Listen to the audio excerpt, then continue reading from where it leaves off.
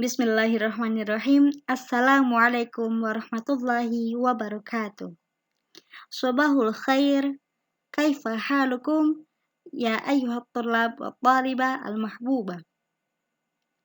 Fi hadha sobah, insyaallah, sanadrusu anil hayatu fil usrah wa fi sakanit tullab.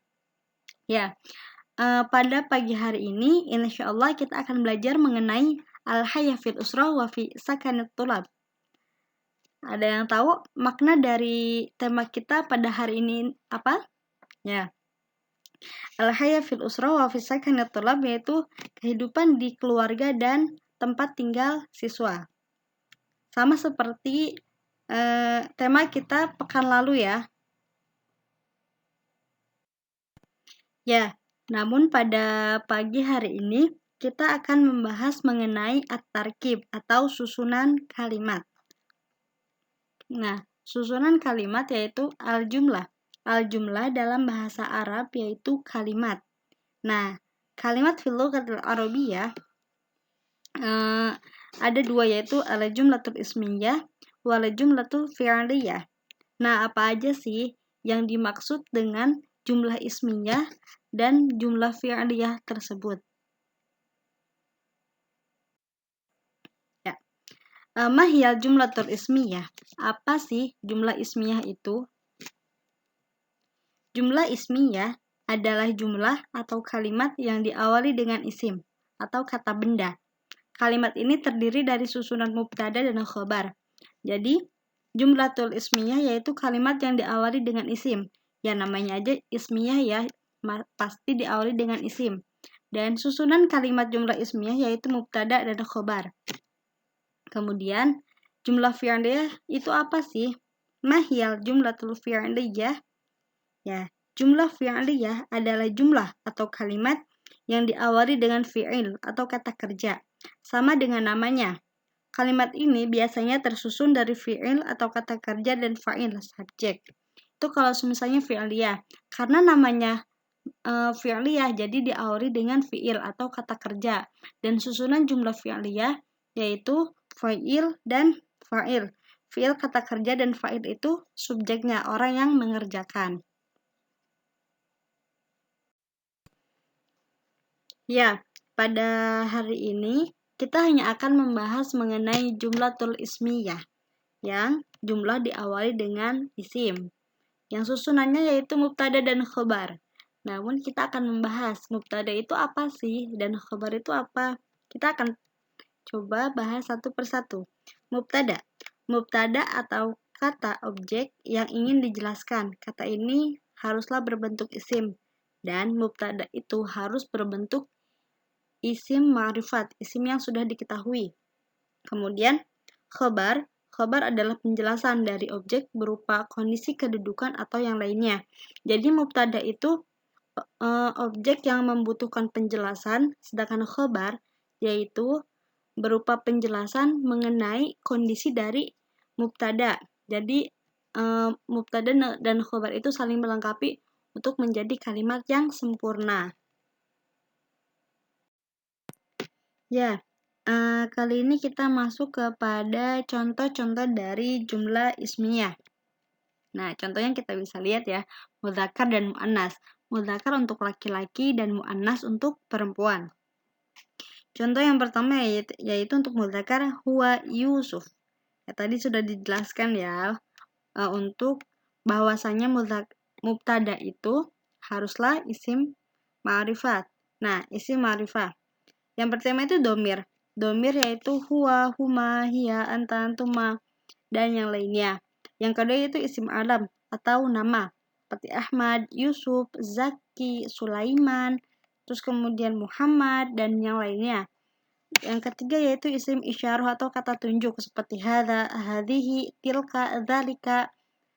Kemudian yang keempat yaitu isim yang diawali al. Seperti at-talibu, al-madrasatu, al-kitabu, wa ghairu dzalik. Kemudian isim mausul atau kata sambung seperti alladzi, allati, alladzani, allatani. Namun untuk alladzani dan allatani itu untuk yang berjumlah 2. Kemudian yang terakhir yaitu isim yang diidofahkan atau digabungkan seperti babul baiti. Nah, isim ma'rifatnya itu yang mudhof ilaihnya yang digarisbawahi yang al-baiti. Seperti pula pada kitabul dirosati yang menjadi isim ma'rifahnya yaitu yang digarisbawahi yang kedua. Tuh. Nah, lanjut kepada contoh yang jumlatul ismiyah. Huwa Yusuf, mubtada itu haruslah isim ma'rifat yaitu huwa, al-khobar yaitu Yusuf, yang artinya ini adalah Yusuf. Itu sudah menjadi kalimat yang sempurna ya. Kemudian yang kedua, untuk muannasnya hiya Fatimatun. Nah, kalau misalnya mubtadanya muannas, khobarnya pun harus muannas. Jadi jenisnya itu harus sama. Mudzakkar harus mudzakkar, muannas harus dengan muannas.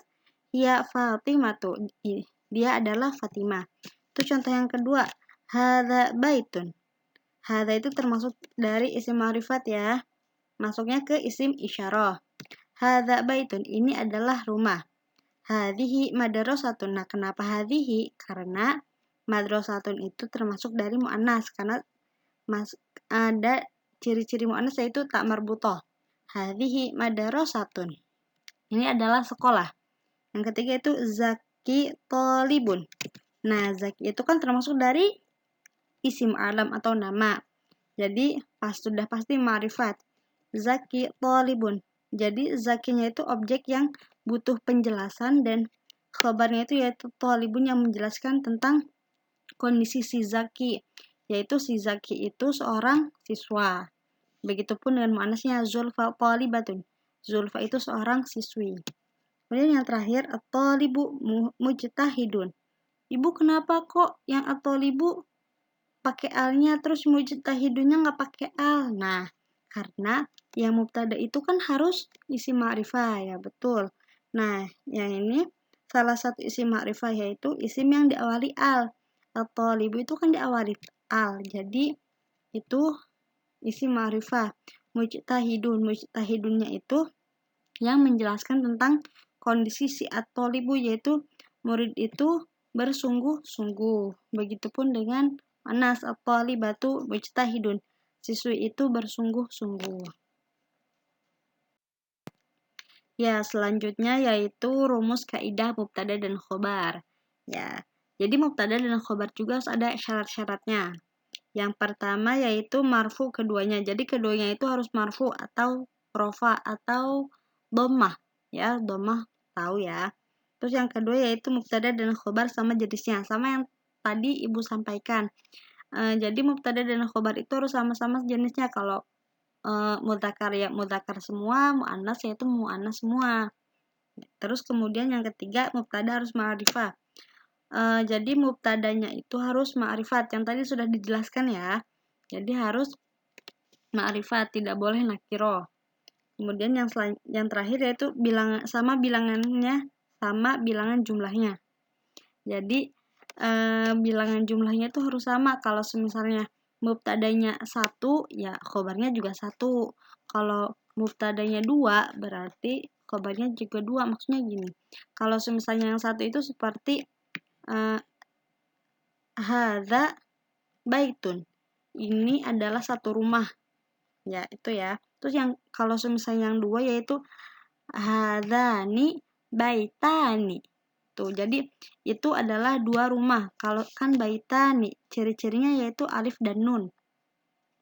Begitu pula dengan mubtadanya hadzani baitani. Jadi harus sama-sama ya.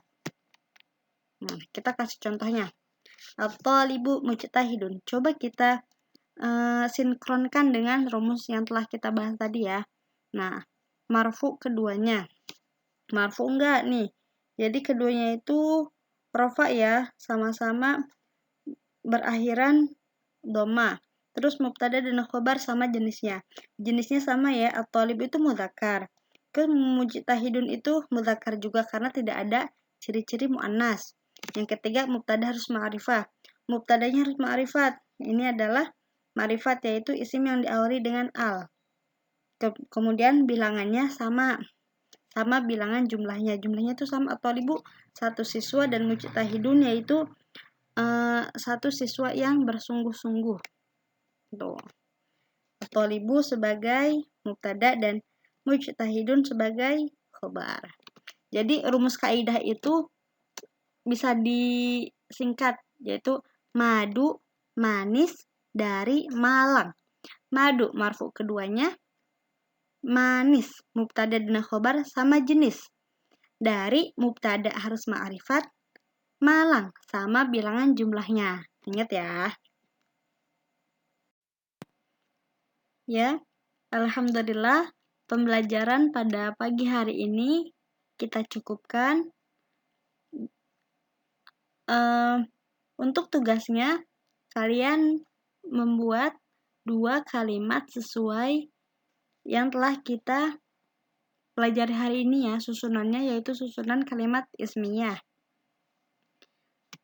Jangan lupa belajar, dimanapun engkau berada, selalulah menjadi yang terbaik, dan berikan yang terbaik dari yang bisa kita berikan. Tapi, menjadi yang terbaik menurut versi kalian masing-masing. Kemudian, berikan yang terbaik dari yang bisa kita berikan. Haywa, syukran jazilan ala husni ihtimamikum. Akhiran kalami, wassalamualaikum warahmatullahi wabarakatuh.